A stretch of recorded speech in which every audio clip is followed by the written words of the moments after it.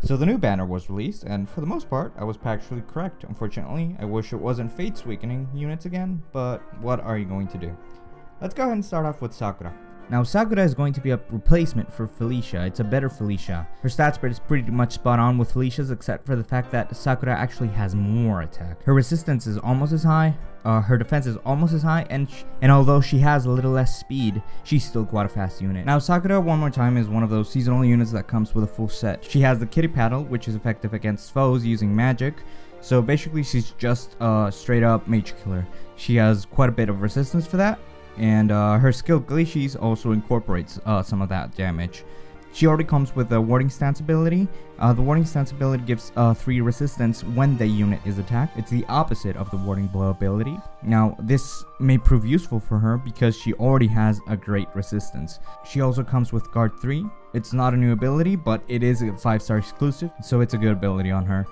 Dagger Valor is the first time we're seeing this ability. This is completing the Valor set.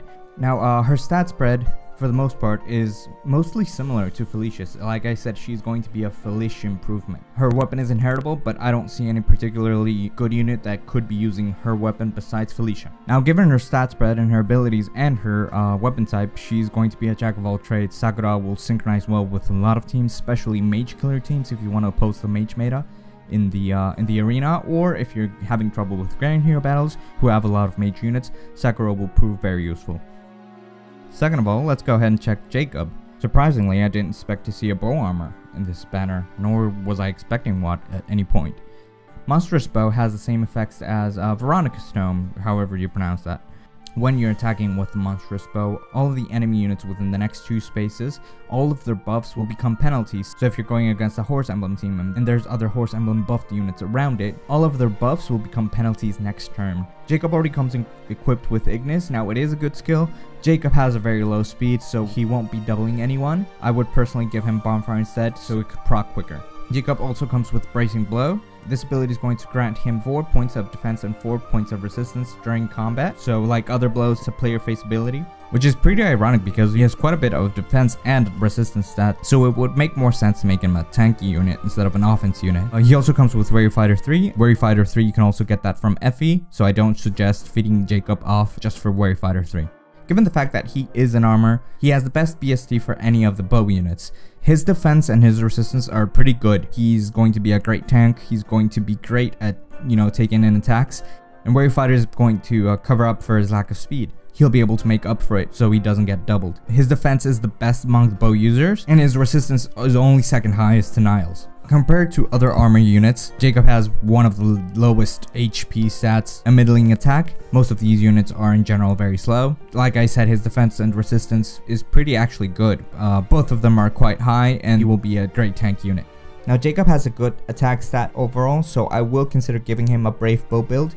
I won't mind the -5 speed because his speed is already bad. It's going to be worse, but it's already bad, so he won't be missing out on much. And Warrior Fighter is going to protect him from being doubled. Monstrous Bow is going to prove useful during some instances, but personally I think he would be better off with a Brave Bow build. Next up is Henry. Henry surprisingly was a green armor mage. Thank you, game. You've given us the armor mage that we wanted. Henry comes with the Spectral Tome. The Spectral Tome works exactly like Monstrous Bow. It's going to have the same effects. It's going to be a debuffer for horse and armor and Fire Emblem teams. He comes equipped with a Reprisal, but I think given his resistance, he'll be better off with either Glacies or Iceberg.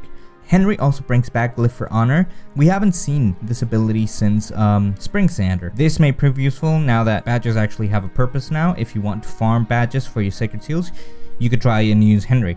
Thankfully, Henry is bringing the Amelia exclusive ability Armor March. Now, Henry's stats for obviously being an armor unit, Henry's BST is going to be the highest out of all of the green tomes because he is an armor unit. Out of all the green mages, his attack stat is quite high compared to the other green tomes. His speed is the highest, tied with Summer Elise.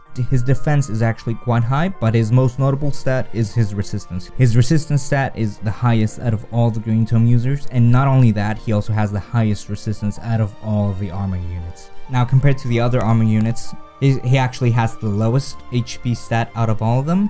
His attack is, pretty high. It's not Effie, but it's pretty high. His speed is actually the highest. He's tied with Amelia. His defense is actually the worst out of all of the armored units. and his resistance, like against the green tome users, he has the highest resistance out of all the armored units. With his spectral tome and his resistance, Henry is going to be a great counter for Reinhardt's. You know, you're going to be able to tank those hits and bring him in a little bit closer. His stat spread and his weapon, spectral tome, works wonders for him in the arena. But personally, I think I'm considering giving him a ground blade build, mainly because he already has a decent enough. His attack is actually the same as Nino's, and his speed is not too far off from Nino. A single Hone armor will be giving him 64 attack and 40 speed, which will annihilate anyone in your way. If you don't have Amelia, he will be a great replacement. He's basically going to be doing the same thing as Amelia is going to be doing, and he's going to be a ranged unit. The only downside is that his BSD is lower than all the other armored units since he has a tome, and he gets less stats for that. And finally, we have Nowi. During my first analysis, I don't know why I never thought of this unit being a flyer, but she is a flyer. I remember seeing the announcement and was actually quite surprised, and it blew my mind just because of how she was going to change the flyer meta. Now, Flowey comes equipped with the Grimoire. The Grimoire is exclusive to her. It's a legendary weapon. You cannot give it to anyone else. Now, the Grimoire is going to work sort of like an inverted guidance. Instead of bringing the units to her, she's going to go to those units 2 spaces away. Now, I think this is going to change the meta in general. Not only the flyer emblem meta, the meta in general. As you can see in that chart down there, she's going to have a great movability. She's going to be able to, you know, jump 3 spaces away and attack a unit that was originally 5 spaces away from her, as long as she's over the 50 HP threshold. She's also going to be able to teleport to a unit 3 spaces away and then reposition that unit or drag back that unit and save them from potential danger. She's going to be a great assist killer. She's also going to support the team with mobility. This is also going to synchronize efficiently with her Grimoire. As long as she is adjacent to an ally, she's going to have +5 attack, +5 rest. Neutral Nowi is already going to have a 53 attack. That doesn't even cover for goads or hones or any other stat buffs on her. Just as with Jacob, we see the return of Lift for Bounty. I mean, if you actually use those. And last of all, she comes in with Home Flyers, which makes the last banner with Hinoka on it a bit redundant because it used to be a Hinoka exclusive ability. Now, compared to other red mages in the game, she's going to have pretty lackluster stats. Her stats for the most part are basically just Arvis's. Just a little bit more defense and a little bit less resistance. Unfortunately, she does have quite a low defense. She's going to be a player turn unit. She's not going to be able to handle enemy attacks, especially bows, lances, and daggers. Keep her on the safe side. Grimoire is going to help you avoid all of these attacks. Naomi's going to be a great Alincia replacement if you don't have her. Obviously, she's going to synchronize with a lot of flyers.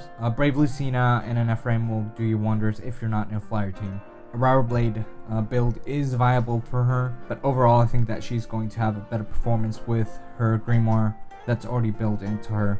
Now, these are only my first impressions for each of these characters. I'm working on a video to analyze each of these characters deeper, so stay tuned for that. Out of all of these units, who will you be pulling first? Personally, I think I'm going to be focusing on Nowi and Henry. I don't have Valencia or Amelia, so I think I'm going to be replacing those units. Thankfully, I already pulled a Jacob earlier this morning. I wasn't going to be focusing on the green units. I usually save the shared summon units for last. But, you know, I just did a random pull and I got Jacob. Thankfully, he's a plus res minus speed, which is actually pretty good. If you enjoyed this video, give it a like, share it with your friends, and consider subscribing to my channel to support future content. For the meantime, this has been Jackson Gaming. See you next time.